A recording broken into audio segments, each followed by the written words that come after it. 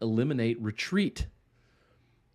Oyama didn't give himself the option to quit. Like Cortez burning the boats, he removed escape routes.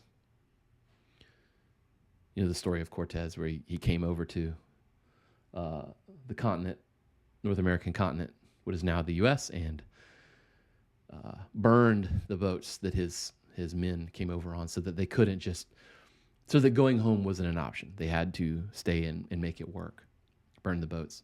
So what if you treated your goals that same way? There's no retreat, no surrender, right? Third, embrace discomfort. Navy SEALs will tell you embrace the suck. I have patches. There's probably one in here somewhere. Kyokushin seeks hardship. Oyama sought hardship because he knew that's where growth is. That's where the real growth is. And for us, it's the same. You read a lot about cold showers, cold plunges, right? Tough workouts, doing the hard conversation, doing the focused work, embracing it and living in it. Those are the three pillars, the three principles, okay?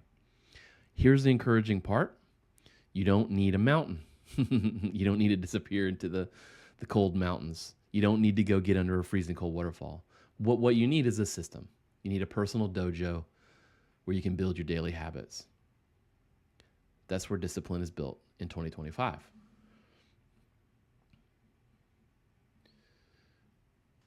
So live with the warrior spirit now, today. Let's circle back where we started. Most people today can't stick to a habit for 21 days. But what if you aimed for 1,000? That's what Oyama did. And he built Kyokushin Karate. And his discipline wasn't about karate. It wasn't about trophies or the titles. It was about forging a real unbreakable spirit in mind, body, spirit. Right? He didn't just prop himself up so he looked good for the gram, for his YouTube videos. He did it for real. And all the rewards came from it, from him just being that way.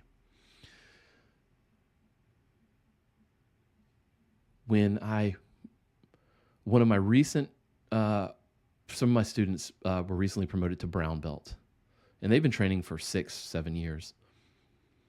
I told them the way to get to black belt is to just start living life like a black belt, right? You're not going to rise to the day of your test for black belt. You're not just going to rise to that challenge, right? You're going to have lived that way in our school for a full year.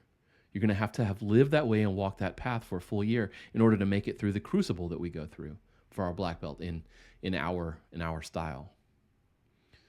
So I said, you want to be black belt? Stop living and training like brown belts and start living and training like black belts. And that's how you get there. Because when the day comes, you will already be that.